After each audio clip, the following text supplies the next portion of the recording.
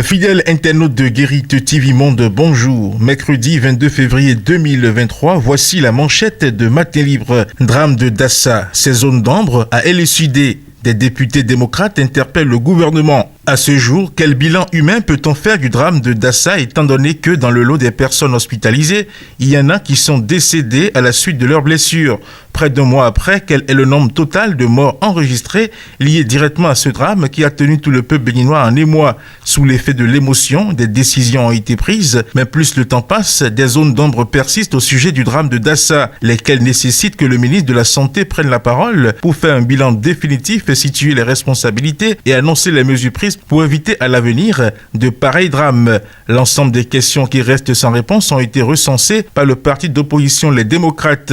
Dans une question d'actualité, l'opposition parlementaire, par la voix de 14 députés conduite par Ouassangari Abdelkamel, interpelle le gouvernement. 12 questions sont adressées dans ce sens. Le ministre Benjamin Rompati et ses homologues de la sécurité publique et des transports devront situer les uns et les autres sur le bilan humain, les défaillances des sapeurs-pompiers, les mesures d'accompagnement des parents des victimes, l'identification des corps, etc.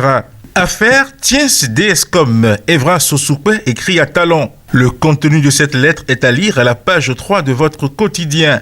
3e édition de Porto Tennis Open. Des tennismen africains et français présents. Plus de 60 tennismen prennent part depuis ce mardi 21 février 2023 à la 3e édition de Porto Tennis Open. Ils sont venus du Nigeria, du Ghana, du Togo, de la Côte d'Ivoire et de la France. Le Bénin, pays hôte, accueille cette compétition qui se déroule dans la ville de Porto-Novo au grand bonheur des Haïnonvi.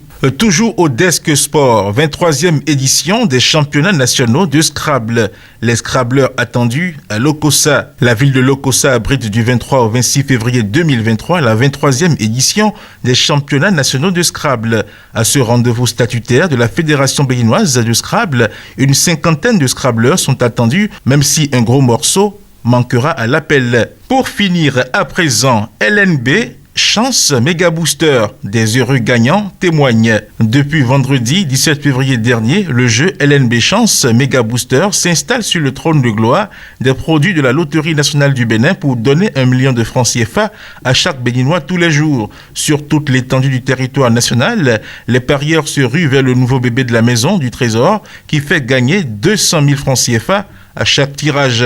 Fidèle internaute de Guérite TV Monde et lecteur de Matin Libre, le contenu de votre quotidien en sa parution du mercredi 22 février 2023 vous est ainsi livré.